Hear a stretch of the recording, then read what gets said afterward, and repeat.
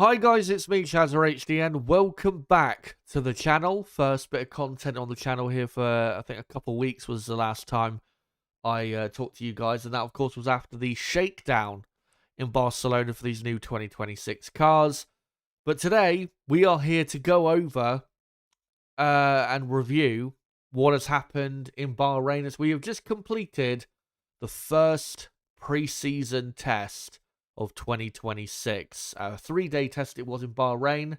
Obviously, the second and final test is next week, and I'll be doing plenty of content for that, which I'll make sure to let you guys know about my plans content-wise for that later in this stream. But yeah, we've had the first test. We've had plenty of running. The cars have been not entirely reliable. There's been one team in particular that's been quite poor in comparison to the others with their reliability. But the reliability, I must say, has been really good.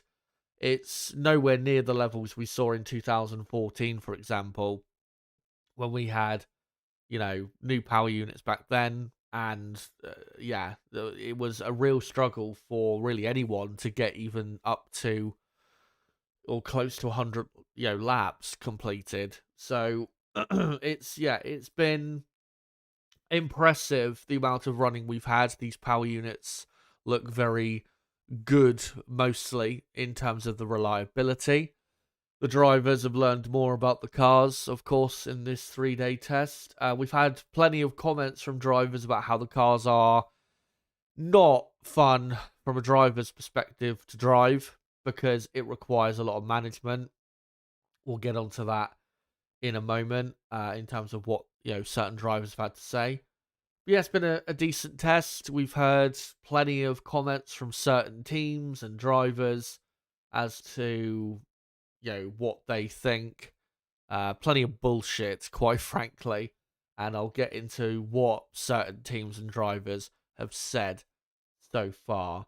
But yeah, it's been your usual pre-season testing week, really. Nothing really that spectacular. Obviously, we've had, teams setting, some pretty quick lap times, I would say, for testing, considering that these cars are probably 2 to 3 seconds off the pace of last year's cars. So the pace has actually been pretty decent, I would say, at this point.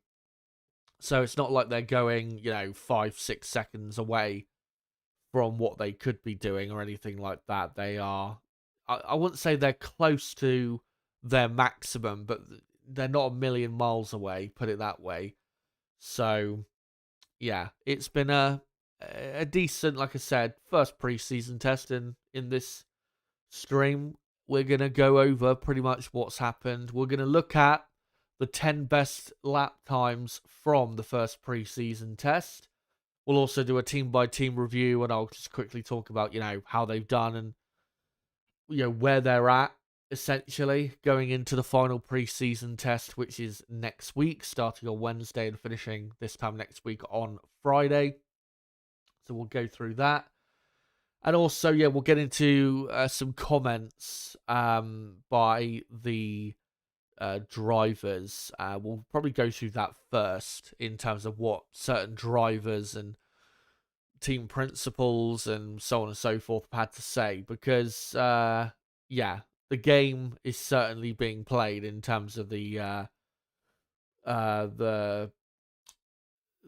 propaganda game that that teams like to play in preseason testing to obviously hide what they truthfully think and to prop up others. So yeah, we'll get into that in a moment. Hope you guys are well on what is in my part of the UK, pretty cold Friday evening. We are only 3 weeks away from the first Grand Prix of the season. I know it doesn't feel like that. It still feels like we're quite a bit away from the first Grand Prix, but yeah, officially only 3 weeks, and that will fly by until we are in Melbourne for the first Grand Prix of 2026. And yeah, pre-season testing, we are now right in the thick of it. But yeah, hope you guys are well, no matter what time zone you're in, what part of the world you're from. I hope you're all having as best a time as possible, given whatever circumstances you're going through. And I hope you can join me today in chatting, or just letting me know your thoughts as to what has happened so far. And what I want to hear from you guys, obviously we don't really know what the pecking order is properly, throughout the field, but in terms of the front running teams, who do you think is looking good and who is not looking as good as maybe you expected? Let me know in the chat. I'm interested to hear from you guys from obviously this first pre-season test. As you can see on your screen, pictures of the cars from the test in Bahrain. And really, we get to see a lot more of these liveries for 2026. And there are some liveries, I've got to say, that I really do like if we just scroll through. And this livery of the Audi, honestly, I think it's one of the best liveries on the grid. I really, really like that. It's kind of going back to the McLaren era where they had the chrome livery. I really do like it. The Audi really does look nice in terms of the shape with the livery. It's a beautiful looking car. Hopefully it's as quick as it looks. So yeah, one of the best liveries for me on the grid. And here's the Aston Martin, which has not been seen on track as many times as the other teams, but it is a nice livery. Very aggressive looking car in terms of the aero design, the packaging and all of that, which is probably not helping their situation. But yeah, nice looking car, but yeah, they are in a world of trouble, or Aston Martin. We will make sure to talk about them. Is the Ferrari, bit of a further away angle. I've got to say, off-board, the Ferrari looks, in terms of the livery, it looks okay.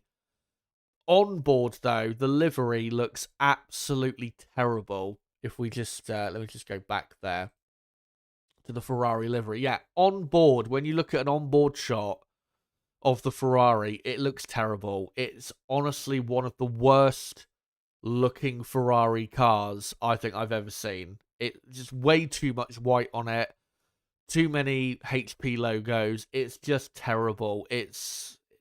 I didn't think it could be really that much worse than last year, but it somehow is.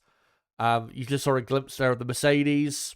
Pretty much the same livery as last year. Very nice looking. And here's another shot, actually, of the Audi. And yeah, I just think it looks beautiful. I really, really do. It really nice looking Formula One car. Front wing you can see there. The narrow, more narrow front wings that we have for this year. But yeah, the livery is just beautiful as far as I'm concerned. Here's another shot of the Mercedes, another shot of the Audi, and this is a really good shot just to show you how good the livery really is. Here's the Cadillac. Cadillac livery looks nice as well. It looks like a cross between like the McLarens that Mika Hakkinen used to drive when he was winning championships and like a 2014-esque Williams. It's a nice livery, and Cadillac have had a pretty decent first pre-season test, even though they probably will be one of the slowest teams. Here's another shot of the Mercedes. Here's the McLaren. Pretty much the same livery as last year.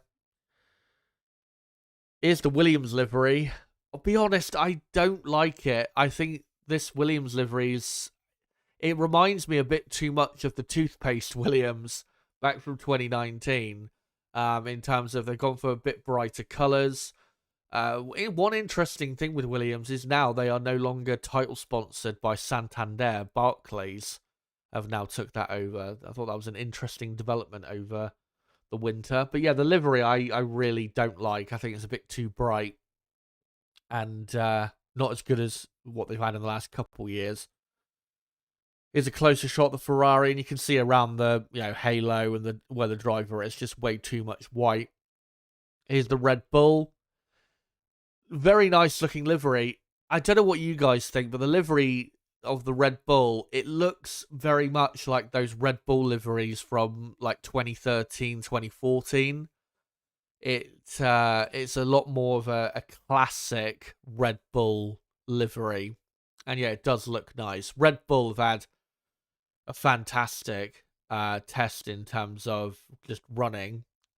Many drivers and, well, personnel out there have said that Red Bull are in a great position this year, but still not quite sure about that. One thing we have to say, though, is the Red Bull powertrain has been the biggest success story so far in 2026. What they've done is incredible. The reliability, the power that, reportedly they're showing, it's been brilliant. So, yeah, congrats to Red Bull. What a job. Well done there. And as much as we don't like the guy, Christian Horner does deserve quite a bit of credit because obviously he was the one originally who set this up. Here is another picture of the Mercedes. Again, livery is just the same as last year. Here's a shot of the Alpine. I've got another shot of the Alpine, though, which is a bit closer up. Here's another shot of the Ferrari, and yeah, just way too much white on the livery. Here's the Aston Martin. Doesn't look as good from the front as it does to the side.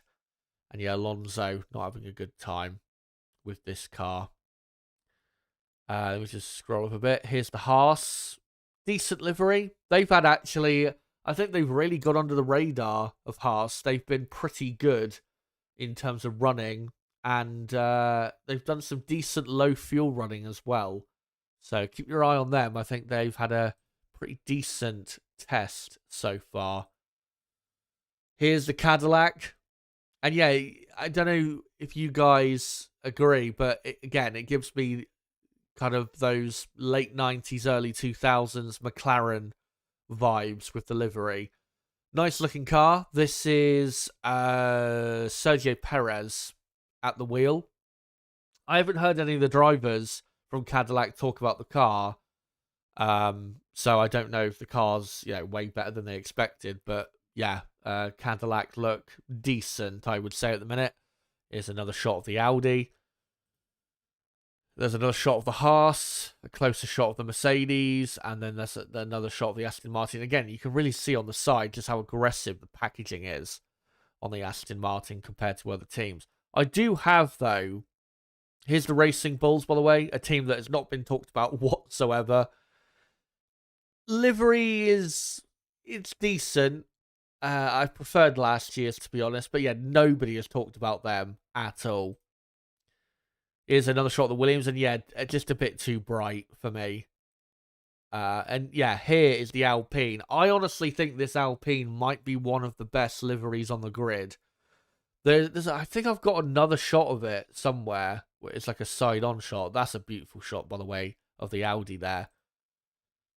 Here's, that's, is it Max Verstappen or Isaac Hadjar? Can't quite remember. That's a side-on shot of the Mercedes. That's a decent shot there of the Cadillac.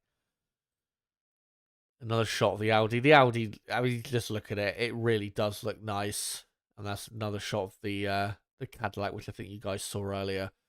But yeah, in terms of liveries, I'd probably say the Audi and the Alpine are probably the two best liveries I've seen. The Red Bull as well is very good. But yeah, I think the two best for me are the Audi and Alpine ones. They just look the nicest to me. I'd probably say Audi have got the best looking livery. Cadillac as well deserve a shout out. I think their livery is really nice looking as well.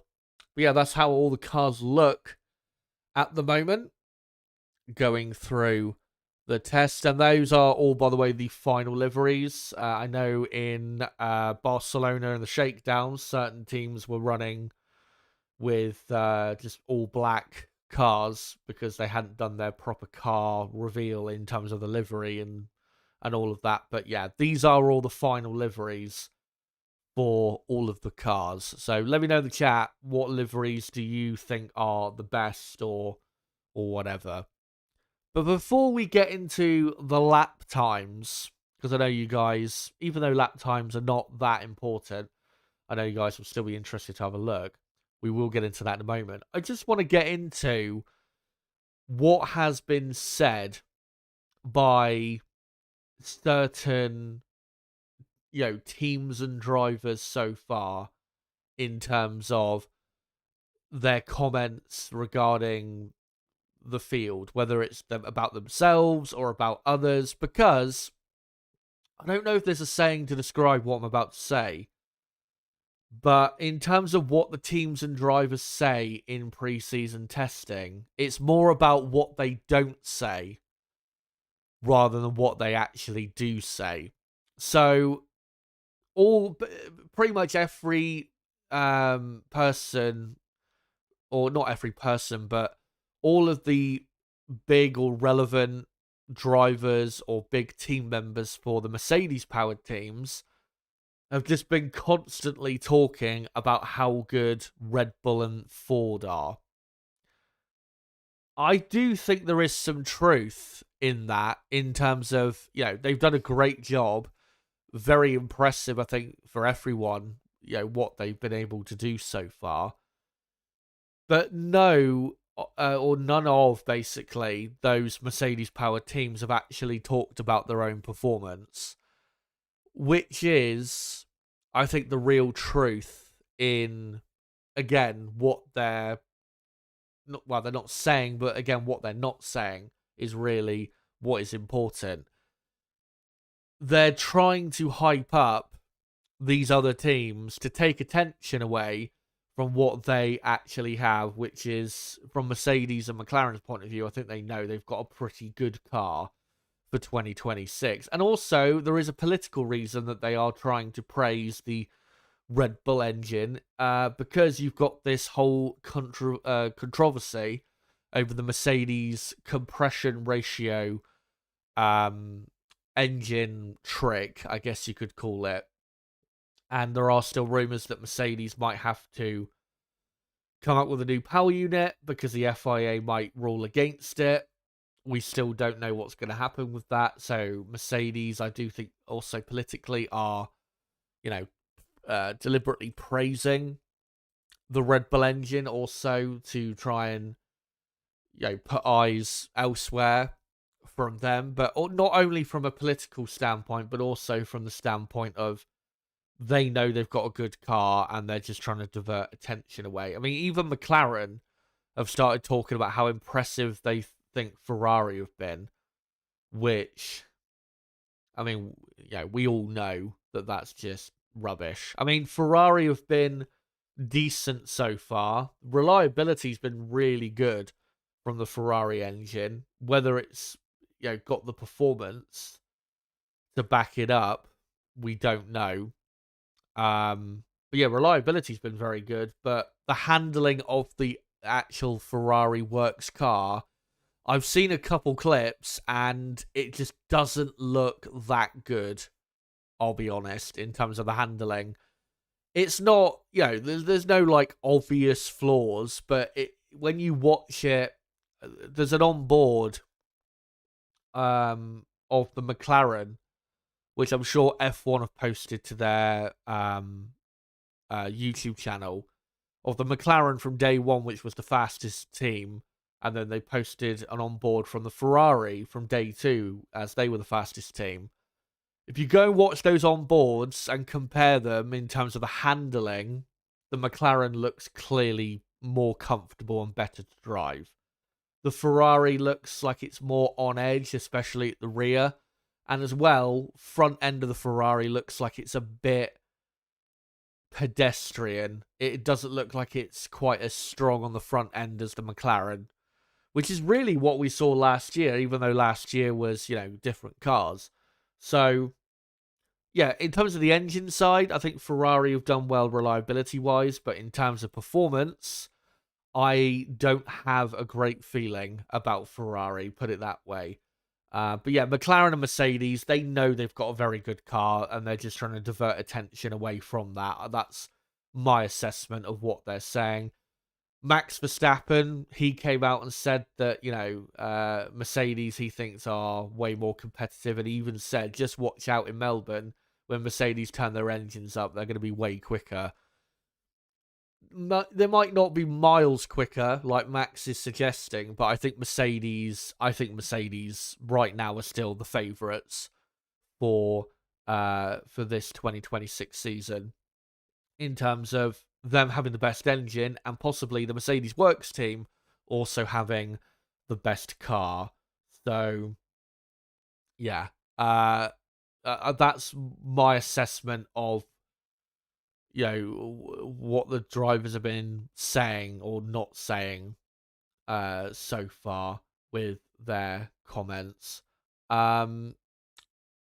Ferrari, their drivers haven't really said anything of note other than Lewis Hamilton complaining about the way these 2026 cars are, which we'll get onto that in a moment. Leclerc did come out in an interview and said that he's being cautious at the minute because things feel actually pretty decent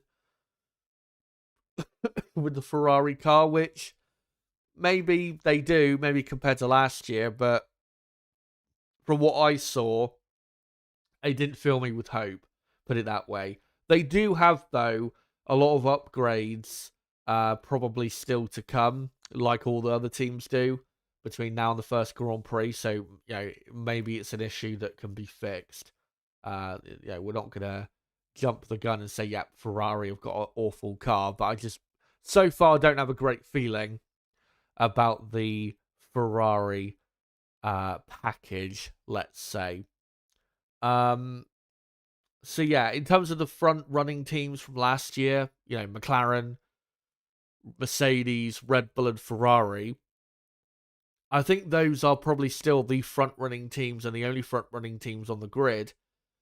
In terms of who is the quickest out of those teams, my money is still probably on Mercedes, and then probably McLaren second, and then probably a battle for third best between Red Bull and Ferrari. That's what I would put my money on at the minute. That's just the feeling I get from what I've seen of the cars in terms of the handling and just engine-wise what I expect to happen once everyone turns things up properly in Melbourne. One thing, though, I will just go through before we get on to Aston Martin, because there is a lot to talk about with Aston Martin. Yeah, we've had a couple of the drivers complaining about these 2026 cars. Lewis Hamilton said they just weren't fun to drive. Max has said a lot of bad things about these cars in terms of it being like Formula E on steroids. That's literally a quote of what he said. In terms of having to manage the battery and not, even on quick laps, not being able to drive flat out because they've got to make sure they make the battery last the whole lap. Because with these cars, if you don't make the battery last for the whole lap, you then start to lose straight line speed. So that's the issue with these cars. I think it's an issue that will be improved upon, and eventually I don't think it will be an issue because I think all the teams eventually will be able to have strong enough batteries that their batteries last over the course of a lap. But at this point, considering that we're just dipping our feet into the swimming pool that is these regulations, it's an issue, and it's going to be an issue probably for the first few races for maybe certain teams, but after half a season or so, I think most teams would have got over it, probably except Honda, who look like they're in a completely different world in a bad way compared to the rest of the field. So yeah, I understand that what the drivers are saying, and it is a problem, but I do think they'll improve on it. I don't think this is going to be, the way that these cars are now with the batteries, I don't think it's going to be like that for the whole, for the next 3 or 4 years. I really just don't think that that's going to be the case. So, ultimately, we'll see what engine manufacturers can improve on that and see, what happens when we get properly racing. But before I get on to the lap times and Also, we'll do a team by team roundup of just where teams are at and how good of a test they've had. I do need to quickly talk about Aston Martin because without a doubt, they are in big, big trouble. And that even is underplaying how much trouble they're in. They have had the worst preseason test that I think any team really has had in quite a few years. The reliability, it hasn't been 2015 McLaren Honda levels in terms of, if you remember back then, McLaren Honda were only able to do like 20 or 30 laps at most in preseason testing because the car was just, or the engine rather, was just so unreliable. It's not been that bad, but compared to all the other engine manufacturers, they are not only the most unreliable, they are also with the power unit they have, the Honda power unit, they also have the least power of any car on the grid, which is just incredible that they are in such a bad position. What I was going to do was just quickly read out a list of how many laps has been done in this Bahrain test. So for Aston Martin, over the 3 days in Bahrain, they did 36 laps Aston Martin on day one. They did 98 laps on day two, which is almost double a race distance here in Bahrain. So that's not too bad. And then they did 72 laps today. But in terms of, if you look at, what was it, at F1 Big Data on X, which is a great account, by the way, if you're on X, if you want to keep up to date with the data side of Formula One, they have taken from Reddit, someone on Reddit has compiled a list of how many laps by power unit have been completed ever since the first day of the Barcelona shakedown, which was a couple weeks ago. So the Mercedes engine, since the first day in Barcelona, has done 2,500 laps. The Ferrari power unit has done just over 2,000 laps. The Red Bull Ford has done just under 1,300 laps.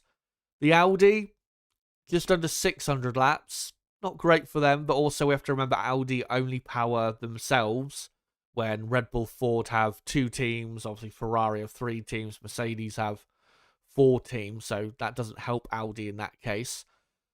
Honda, only 272 laps, so they are just over 300 laps away from the next best team, and compared to Mercedes, they have done 2,000 and 300 less laps since the first day of the Barcelona shakedown.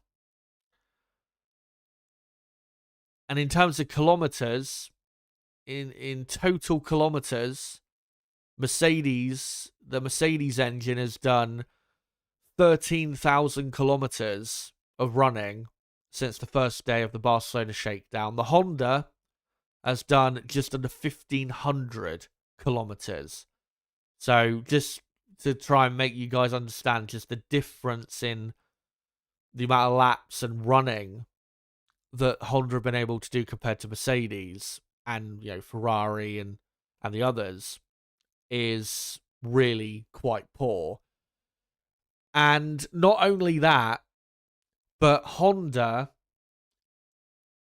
because of the unreliability of their power unit and issues regarding the cooling, because Adrian Newey with his design has gone very aggressive. No surprise, he always does this. Always goes aggressive with his design, and it always if you look at all of the cars he's designed in history, they all tend to be a bit more unreliable than their rivals because he takes those risks for aerodynamic quality.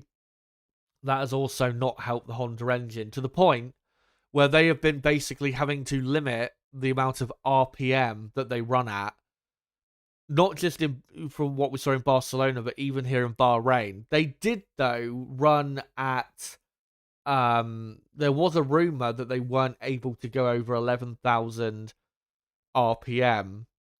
They did, though, today run at, I think, 12,500 RPM for maybe a lap or two. I think, though, what they're trying to do, because they're so scared of blowing the engine to bits and having a really bad, um, public embarrassment, essentially, when everyone else is pretty much reliable and they're not. What they're trying to do is increase how much power they use and see how much they can get away with before things really go badly wrong in terms of having a proper engine failure. That's what they're trying to do. And I think that what they're going to do, especially in the second preseason test, is they're just going to keep upping the amount of power they use to see whether the car will explode. Not literally, but you know what I mean. And they'll just keep increasing the amount of power that they use, and then eventually, they'll find whatever their limit is in terms of not only how much power they have, but how much power they can get away with before they, blow the engine to bits. So that is, from Honda's side, that is where they're at. They are in a very bad spot. And there was even a report from a Spanish journalist who's very close to the Alonso camp, from last night, saying that they had a report from someone close to Fernando that Fernando was basically saying that it's going to be another year of suffering. I just feel so sorry for Fernando. He has been once again stabbed, not even in the back, stabbed in the heart by Honda. 10 years, or pretty much 10 years on from when he was at McLaren. Just a complete joke. And what's even worse for Aston Martin is the engine is not the only issue. They've also got issues with the car itself. They've got a front locking issue with the car. I don't know if you guys have seen that much of the Aston Martin on track, but yeah, they've had issues with the brakes. They've also got issues with the handling of the car on curbs. Apparently, it is very skittish in the riding the curbs, and is not anywhere near as comfortable as other cars. So, in terms of the handling and the power side, they are just terrible in all aspects right now. Lance Stroll came out, I think, was it yesterday afternoon? And he said that Aston Martin were missing 4 seconds worth of performance. Now, maybe he is overrating just how bad they are. That is possible. But the thing is in terms of what the teams say or don't say in preseason testing, if things are going bad, and we all know they're going bad, obviously they're going to admit that things are not going well, but they're not going to admit to the full extent of just how bad it is. For example, with McLaren Honda 10 years ago in 2015, or 11 years ago rather, if you go and look at what McLaren was saying during pre-season, they were saying that they didn't think, they would be that bad when they started the season. But then when we got to Australia, they had to run the power unit in a conservative mode and were, 4-5 seconds off the pace. That is very much a possibility of what we are going to see in Melbourne in 3 weeks with Aston Martin. We could see them even behind Cadillac, the team on your screen. We could even see them behind them, which if they are behind them in Melbourne, that would be just the icing on the cake of embarrassment. Cadillac, completely new team. Obviously, Melbourne is going to be their first Grand Prix. Nobody has any expectations for them. And if they're slower than Cadillac, then just pack it up. Honestly, just pack it up and go home. Because, I mean, yeah, we know they'll improve, but this season is a complete lost cause if they start at the very back of the field in Melbourne. Remember, 21st and 22nd, not 19th and 20th, because obviously we've got two new cars on the grid, being the two Cadillac cars. So, yeah, I think things are genuinely really bad at Aston Martin. I think they've got, at best, one of the slowest cars. Whether they've got the slowest car, I'm not confident enough to say yet that they do. But I wouldn't be surprised if we get to Melbourne and they are legitimately 21st and 22nd. I would not be surprised, because when I look at the car on track, it doesn't look good. And then you've got all the power unit related issues. So, I remember Melbourne is a pretty high speed track. And there's got, what, 3 DRS zones. So, or, well, did. Obviously, DRS is gone now. So, you know, you do need a strong enough engine to be good around there. You can't rely on the aero or chassis side to, you know, to get you a bit higher up the grid than you normally would be. Like, obviously, you could do at a Monaco or a Singapore or whatever. So, yeah, Aston Martin are genuinely in big, big trouble. We'll see how they do next week. You would hope they'll improve and they'll be able to find more lap time. Obviously, they've got more developments coming to the car. So, yeah, you would hope that that would improve at least the handling, even if the power situation doesn't improve. But in terms of, you know, looking at the whole field and nominating a team that has clearly got it wrong, it has to be Aston Martin.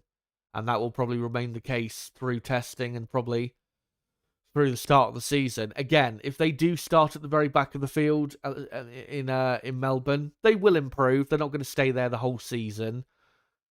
But if they do start at the very back in Melbourne, then you can write this season off, because no matter how much they improve, they are not going to be anywhere near where they want to be.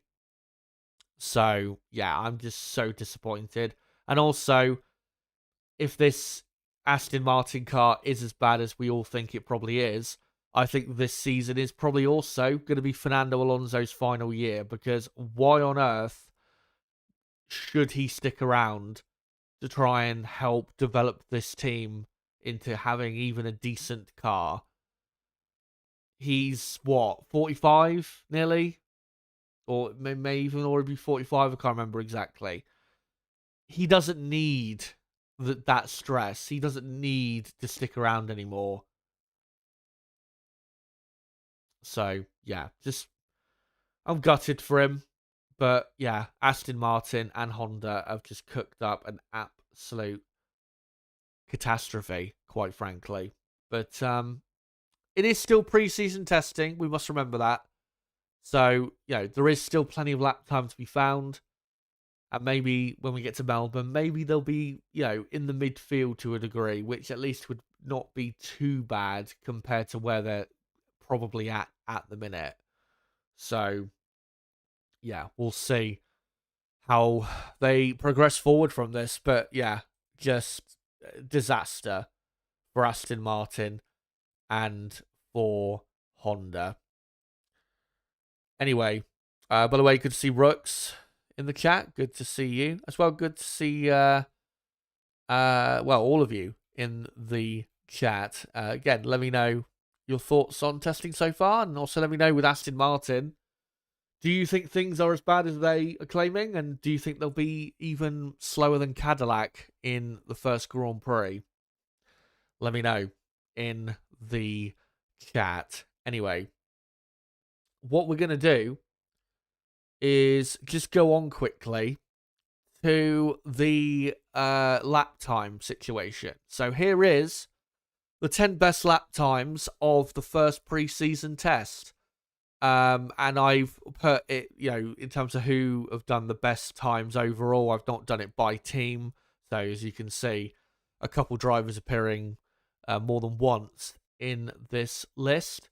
So the best lap time so far is a 1:33.6 by Kimi Antonelli. That is just under 4 seconds off the pace of what pole position was at this track last year.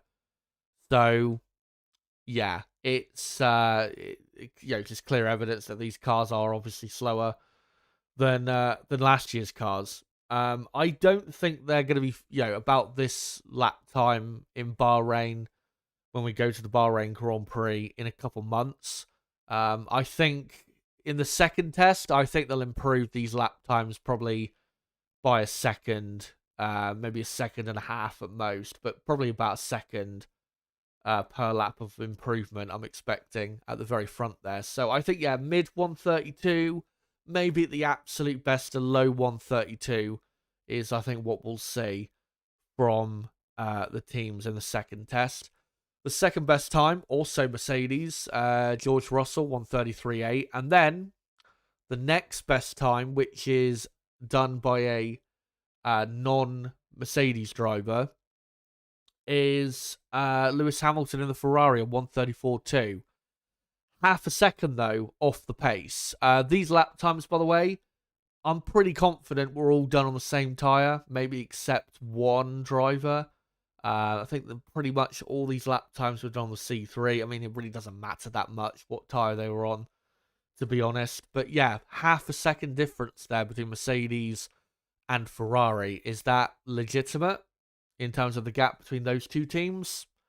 Probably not, but I'm pretty confident Mercedes are quicker than Ferrari by, I'd probably say at least a third of a second. I think it is in Mercedes' favour. So, yeah, Mercedes definitely ahead of Ferrari. I don't think really. I know there's certain people believing into the Ferrari hype that's currently going on, but I think that's all just copium, quite frankly. Leclerc, slightly slower than Hamilton, 1:34.2. And then you got Piastri, 1:34.4. Piastri, by the way, very impressive today. Did 54 laps? That's like 3 race distances almost. So yeah, very impressive running from McLaren. McLaren have been super reliable, just proving the reliability also of the Mercedes power unit. McLaren definitely running quite a bit slower than Mercedes in terms of not pushing as hard. There is no way McLaren are nearly a second a lap off the pace of Mercedes. There's no chance of that. Then you got Lando Norris twice, 1:34.6. That's what he did on the first day of pre-season testing. And then on day 2, he did a 1:34.7. So, yeah, Norris just getting the laps in. Max Verstappen then in 8th, 1:34.7. That's the best time Red Bull did in the first test. Red Bull also holding back a bit more than others. I still don't believe that Red Bull have got the best car like everyone thinks they do. I still think it is the Mercedes Works team. Red Bull are in a much better position than I expected at this point, put it that way, but I don't think they are the fastest team. No way. I really do believe that Mercedes are the quickest team. Not by a mile, but I think they are probably the quickest team. And then, 9th place, Oliver Behrman, 1:35.3. Haas, if you actually go and look at all the times that all the teams did, Haas, out of the midfield teams, actually did pretty well. They were, doing some decent runs and did quite a lot of laps as well, did the Haas team. I'm pretty sure they did. And even Esteban Ocon, I think, came out after day 2 of testing and said that the Ferrari engine was very impressive in terms of its reliability. So, I think they're a team that's going under the radar a bit. So, yeah, keep your eye on them. And then George Russell, 1:35.4. That was a lap time he did on day, I think, 2. But obviously, he improved on that by, 1.6 seconds today. But yeah, those are the 10 best lap times overall from the first preseason test. So, yeah, lap times, we know they don't really matter that much, but take what you will from these lap times. Anyway, to finish, before I come to you guys in the chat to quickly see what you guys have to say, let's just quickly do a quick roundup of the teams in regards to how their preseason has gone so far. So for McLaren, looking good. From what I've seen visually of the McLaren in terms of the onboard, car looks very comfortable. Looks like it's got no handling issues that I could see. Very reliable car, very reliable power unit, and probably a very powerful power unit as well. I could easily see McLaren being a world championship contender in 2026. They just look very, very good. I think the drivers are very happy with what they've got. McLaren looking good. They're not in as strong of a position, though, compared to the rest of the field as they were a year ago, where we clearly knew they had the best car. I don't think they're in a position like that, but I think they know they're going to have some fun in 2026 and may win a championship. Who knows? But yeah, McLaren looking good. And the only team to me that looks better than them is the Works Mercedes team. They can go on and on as much as they want about how impressive Red Bull Ford looks and how impressive this team and this other team looks. We all know what they're doing. They are playing the game and playing it very well. Mercedes, I am pretty confident, have got the best car. And right now, if I was to put my money on who would be the fastest team in Melbourne, I would probably say Mercedes-Benz. They just look to me to be the favourites. And maybe you could say favourites for the championship as well. Looking good. Reliability, interestingly, not as good as McLaren in terms of the amount of running Mercedes did. They actually did, I think it was over 100 laps less than McLaren over the first test. But as McLaren and Williams showed through their running, there's nothing wrong with the engine. So whatever reliability troubles Mercedes were having, it was more of their own problems rather than, the engine fundamentally not being reliable, because obviously it would have affected other teams as well. So yeah, still looking very good. I still think they are in as strong of a position right now as they were coming out of the Barcelona shakedown. Obviously, we've got plenty of teams still to bring further upgrades before we get to Melbourne, so maybe that will change. But yeah, Mercedes still for me are the team to beat. Red Bull, very good test. Not maybe as reliable as they were hoping. They didn't do quite as much running, I think, on day 2 as they wanted to. But in terms of reliability compared to what was expected coming into preseason testing, still very good. Power levels look pretty good. The handling looks pretty good of the Red Bull. When I say pretty good, I'm saying there's no obvious issues that can be seen with the handling. So yeah, I think Red Bull are having as good of a preseason test really as they could have hoped for. Whether they've got the fastest car or not, who knows? I am pretty confident that they don't. I think they're competitive, but I don't think to the point where they are going into the first Grand Prix as the favourites to win. I just really don't think that's the case. But they are definitely quite a bit further ahead right now than where I expected them to be. I thought they would be on the back foot a bit going into the season, but that is not really the case. So yeah, good first pre-season test. Red Bull have got a load of upgrades coming between this test and the second test next week, so we'll see if they can really start to show some extra speed that maybe catches the eye of the others. So, yeah, we'll watch out for that. But yeah, first test, pretty good. From Ferrari's point of view, also pretty good first test. Very reliable engine. All the Ferrari customers have said that. And obviously Ferrari have experienced that as well.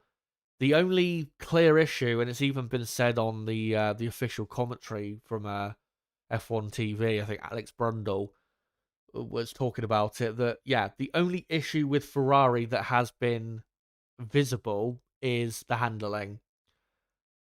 Lewis Hamilton, for example, had a spin on day one. And when we've watched the Ferrari on board, rear end looks a bit unsettled, and also the front end doesn't look like it's quite as sharp as, say, the McLaren or even the Red Bull. So, handling wise, not great. Engine wise, that's looking, I would say, better, that side for them. Whether they've got enough performance to really be up there with Mercedes in terms of horsepower, we're not going to know until we get to the first Grand Prix. But in terms of reliability, again, looking very good. So congratulations to Ferrari on that. But in terms of where they possibly are in the pecking order, I don't think they're any... I don't... How could I describe? They're not any better looking, clearly any better looking now than they were at the end of last season, from what I've seen so far. There's no reason to believe that Ferrari are actually going to fight for the championship. I think that's probably the best way to put it. Into the midfield, Williams, at least they've turned up. That's a good thing. When they revealed their car, they claimed the car was only a couple kilos overweight. Whether that is actually the case, we'll see. But, I mean, they've done a lot of running. They did, I think, over the 3 days, they did about 400 odd laps. So, in terms of the reliability, no issue with that. But is the pace there? We just don't know. They are definitely nowhere near as quick as I thought they would be at this point. I really thought they would be one of the teams, even at this point, coming into testing, that would really start to get people talking. But I haven't seen anything so far that suggests that Williams are actually going to be like a really strong, even midfield team. They look like they're probably somewhere in the middle of the midfield, which is not great. They look like they're probably slower now than they were this time last year. So, yeah, not great. It doesn't help when you don't make the shakedown, which obviously was a lot of running missed and understanding missed in terms of being able to, understand how to best maximize the package they've got. But at least they've turned up, done a lot of laps to make up for lost time. But again, in terms of the speed of the car, I haven't heard anything regarding whether people think Williams are actually that competitive. So I think, yeah, they're probably just middle of the pack. Aston Martin, absolutely awful. Another thing I didn't tell you guys was there was a report that came out from Spanish media that Fernando Alonso, when he got out of his Aston Martin,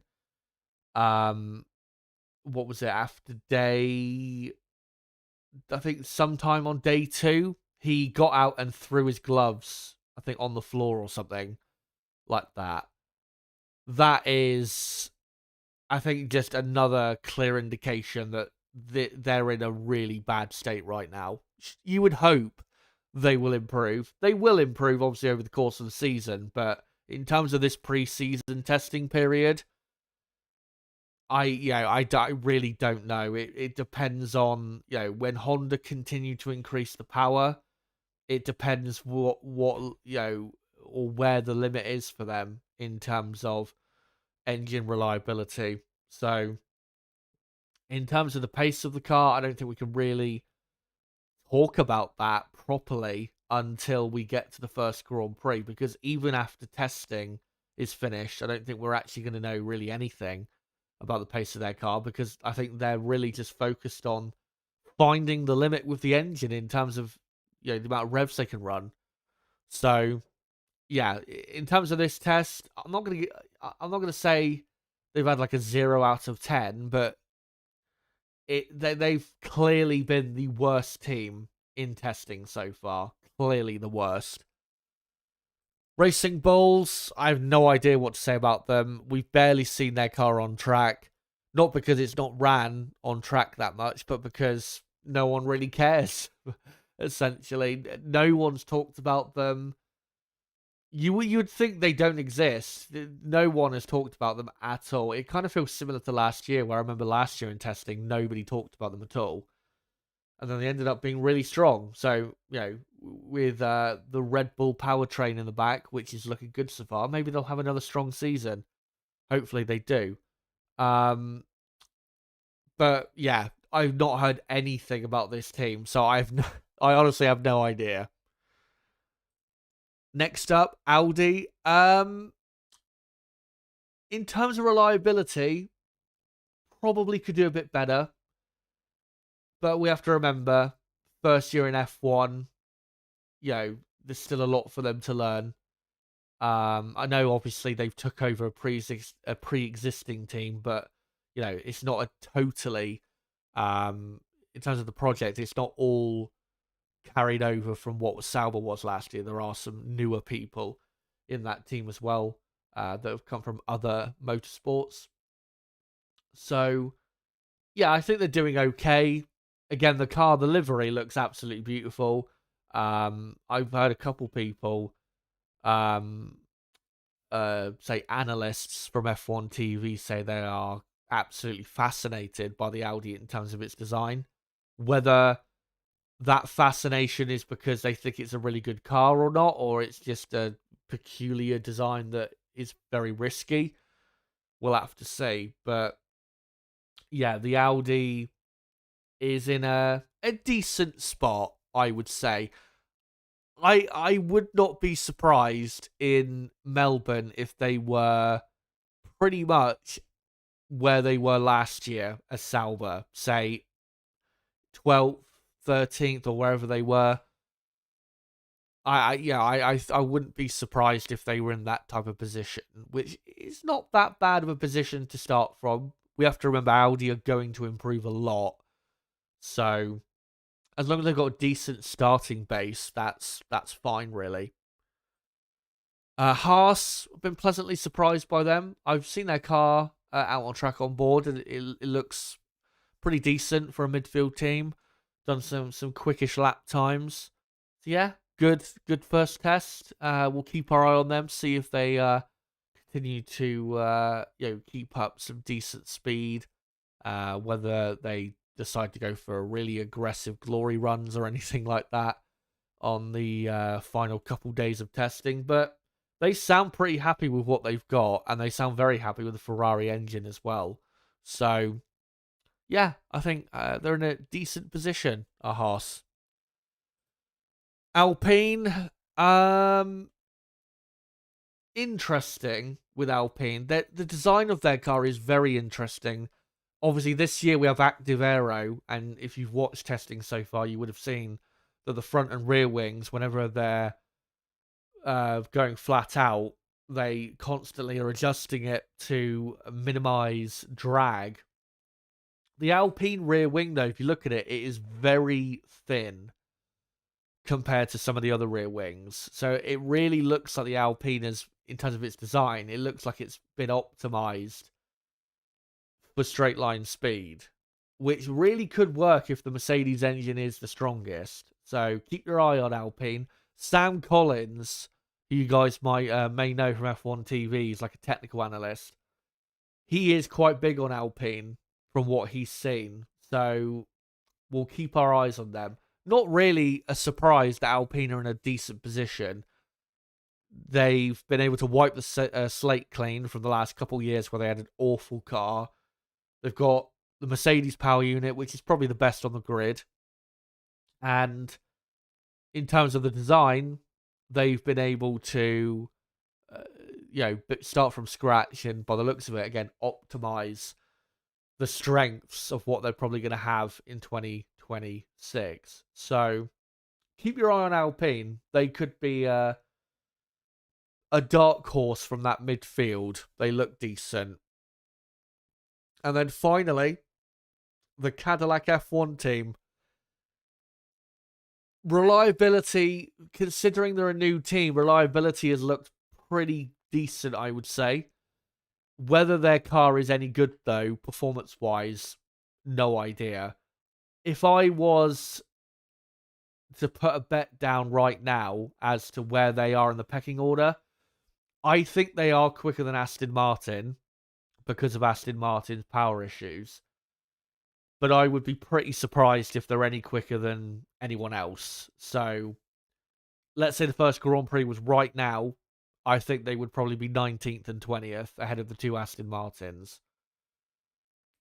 That is, I mean, realistically, that's where we thought they would be, around 20th place.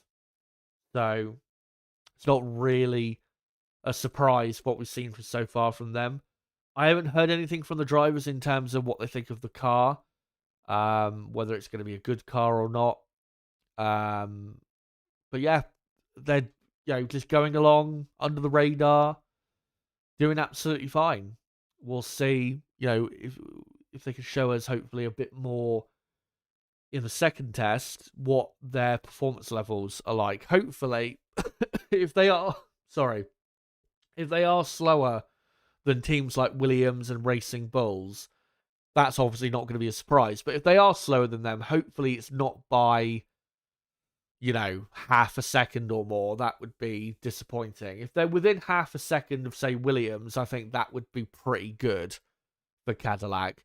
Remember as well, the wind tunnel development regulations are still in place in terms of if you finished low down in the championship last year, you'll have the most amount of wind tunnel development time for the first half of this year.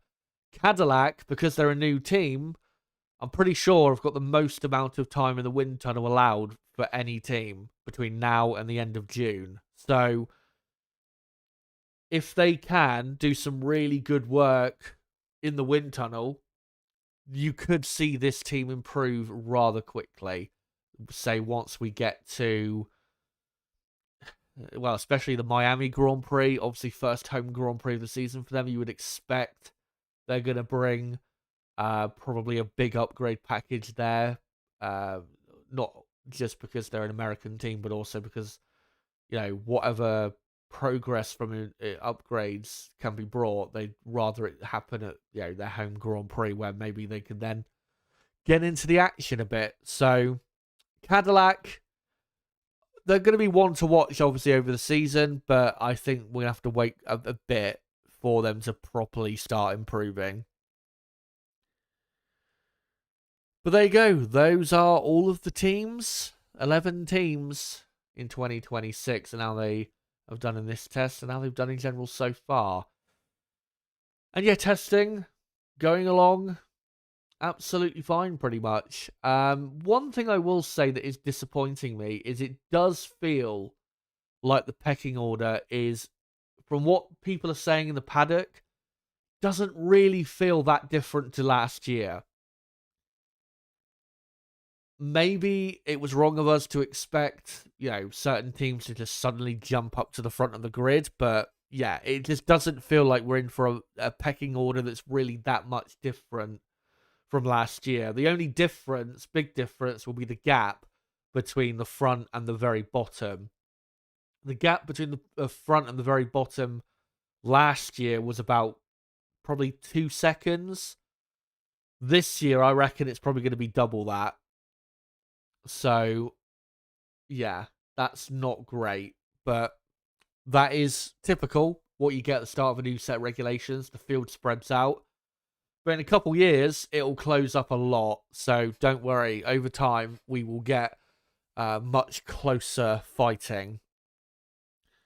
But as we're coming towards the end of this stream, let's have a look in the chat to see what you guys have to say.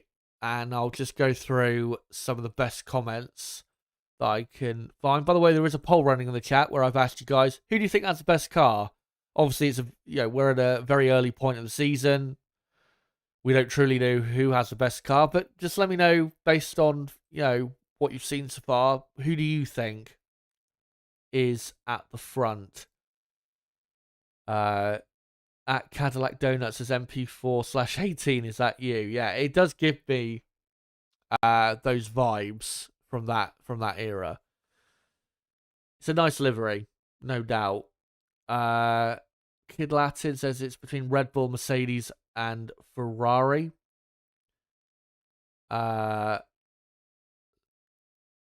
CYC says all the people hyping up Nui looking really dumb right now. To be fair, and I did my early 2026 predictions video about 3 weeks ago. I did say that I thought Aston Martin this season would be, I think I predicted them to finish 8th in the championship, and I did say that I thought Honda would be slow to get going. Not this slow. This is way worse than I expected. But yeah, I was not a big believer that Aston Martin were just going to turn up with a, title contending car like some people expected. It's going to take time. This time next year, I guarantee you Aston Martin are way, way quicker. Whether they're up at the front, who knows? Depends really how they develop over this season. But yeah, I really don't think it's going to be a quick thing with Aston Martin. It's going to take 2 to 3 years, I think, for them to really become a front-running team in terms of where they actually start to fight for race wins. And then in terms of competing for a championship, yeah, you're talking, the next decade. Hello to G Walker, says H has a happy new year. Happy new F1 year. I really don't have any significant views on the teams at this point other than all the drivers are challenged with the new ride. Yeah, the drivers don't sound very enthusiastic about these cars, but I'm still excited for 2026. New team on the grid, Audi on the grid. Very interested to see what happens with Aston Martin.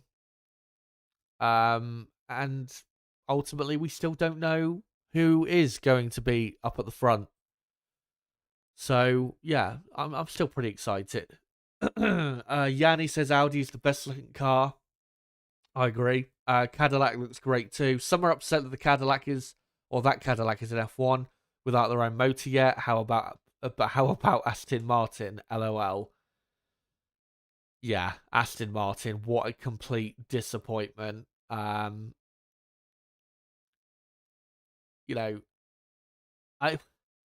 did say this. I can't remember when I said this. But I remember talking about the McLaren Honda days, and I remember saying that because McLaren Honda, the project, because they started so far back, there was never really any chance for them to get to the front because there was no way they were going to be able to make up that amount of time. It would have took 5-6 years of stable regulations, which you never get in Formula One. That's my worry with Aston Martin. Is if they turn up in Melbourne and they are 3 or 4 seconds off the pace, and they're not able to improve on that for a few races, that they will find themselves in the same position where no matter how much work they do, they will improve, obviously, to an extent. But if they start so far back, there's only so far you can go until you there's only so far you can go. You can't go from being that far back to going straight to the front. I know people will say, "Oh, look at McLaren in 2023." The McLaren in those first, I know the first race they were really slow in Bahrain, but if you look at those first few races, they weren't good, but they weren't at the back of the grid all the time. They were, out of the 10 teams, probably 7th or 8th best. They were still competitive enough to fight in the midfield and grab a point here and there. So they weren't absolutely rotten like McLaren Honda was in 2015. And the gap between them and the front was a lot smaller than it potentially could be between Aston Martin and whoever's at the front. So if Aston Martin, like I say, if they start 3 seconds or more off the pace in Melbourne, then they're just giving themselves an impossible job to get to the front, because there's just no way you can make up that amount of time over the course of, 3 or 4 years. Yeah, and he's saying, I don't like the Red Bull livery. It's too bright and colourful for me. I also hate the Red Bull drink. All energy drinks, really. Yeah, I don't like energy drinks. I think I've had an energy drink before and I absolutely hated it. So I don't I don't drink Red Bull or anything like that. G Walker says, I'm kind of flawed here about Aston Martin hurting so much. Did Adrian Newey get carried away too far? I don't think the issues are with what he's done. We all know, and Aston Martin should have known, that this is what Adrian does. Go and look at the Red Bull cars he designed, even the McLarens he designed. He always would take risks with the cooling and the packaging. It's what he does, because he likes to emphasize the aerodynamic side, which obviously is what he does and what he's best at, and arguably the best in history at. So it's not breaking news, really. It shouldn't be breaking news to Aston Martin or to Honda that this is what Adrian Newey does. You have to kind of fit around what Adrian's going to do. And clearly they've not been able to do that. Honda are, the ones to blame the most, because they've clearly turned up nowhere near as ready as they should be. KH saying, don't underestimate Audi. I definitely won't. And also asking, will Cadillac outperform Aston Martin? Maybe for the first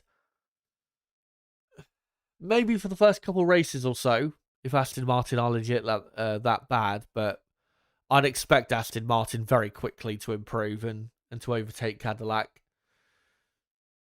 Mike Rea says Mercedes he thinks is quickest. They had a Ferrari, Red Bull, McLaren. Hello to Music Monster Man. Good to see you.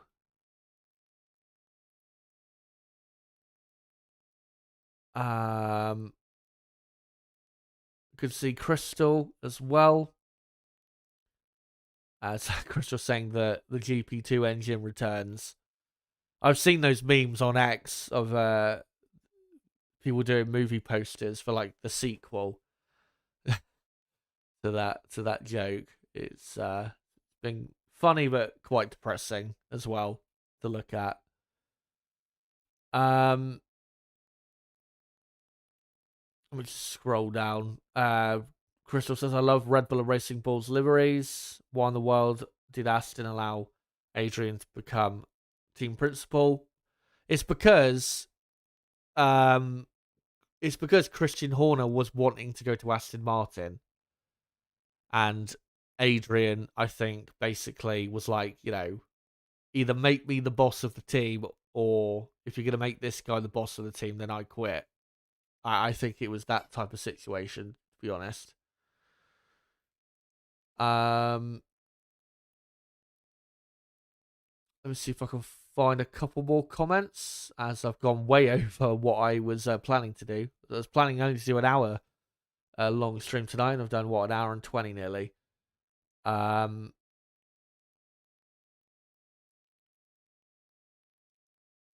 me just scroll up slightly. Yanni's saying, I'm very happy the Cadillac has no stars and stripes in red and white and blue. I don't think they were ever going to have that.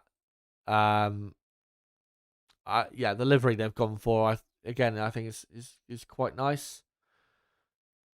There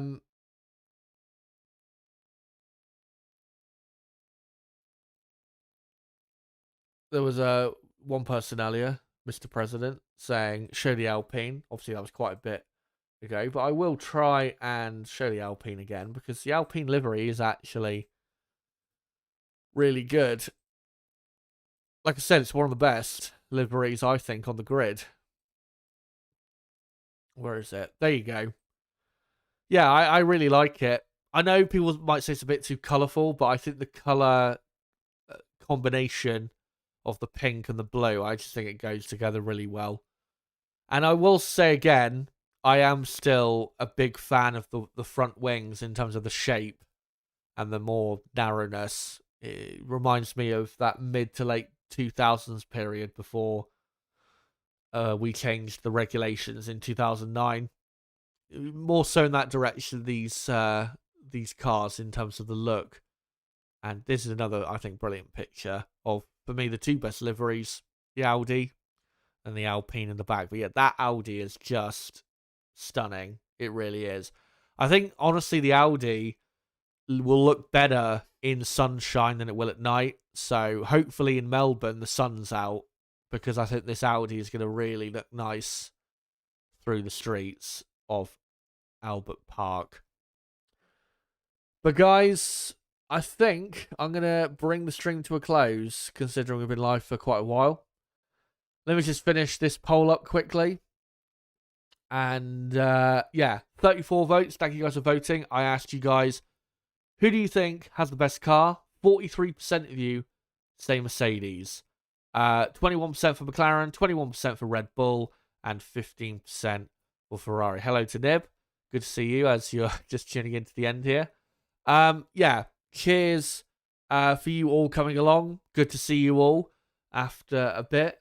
And yeah, just want to quickly, though, before I head off, just want to quickly let you guys know what the plan is in terms of content regarding the second preseason test. So the second test starts on Wednesday next week and then finishes next Friday at 4 p.m. UK time. It finishes.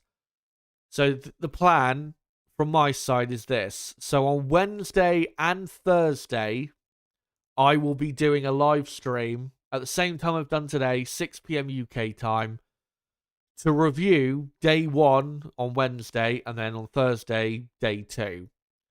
That will be what we're doing on those days. And then on Friday, next Friday, day 3, the final day of preseason testing, I will be doing a watch-along, the first watch-along of the year. And I will be doing a watch-along of the final 2 hours of pre-season testing. So I'll be going live at about 2 p.m. UK time. And yeah, be live for the final 2 hours. Nib might be on if he's around. We'll see. But yeah, we'll cover the last couple hours of pre-season testing, see what lap times get set, see what happens, and have a general just discussion as to where we think teams are at going into Melbourne. Remember, we are only 3 weeks away from the first Grand Prix, and in a week from now, obviously, it'll just be a fortnight to wait until the first Grand Prix. So yeah, cannot wait to get into this Formula One season. So yeah, that's the plan for pre-season, for the second pre-season test next week. So make sure to join us for those streams and for the watch along next Friday. And then for the week in between the final pre-season test of the first Grand Prix, the last week of February, the plan is that I am going to upload a review of pre-season testing, and then I'm going to do another video where I give my final locked-in season predictions. That'll be uploaded, that predictions video, probably, I don't know, 3 or 4 days probably before the first Grand Prix. So, yeah, that's what I'll be uploading during that period. I might upload another video. Depends what happens, though, in the second pre-season test. But yeah, those 2 videos I will be doing for sure. A review of testing and then a season predictions video.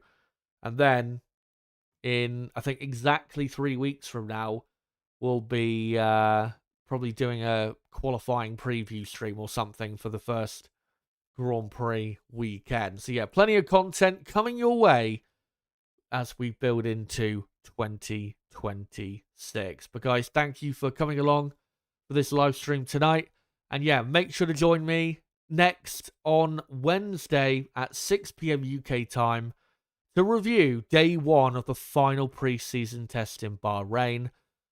And until then, guys, obviously before you go, make sure to smash the like button and share this stream and video out everywhere you can. Make sure to subscribe as well to the channel for more content like this and for all the preseason content coming up. But guys, yeah, until Wednesday at 6 p.m. UK time, where we'll review day one of the final preseason test.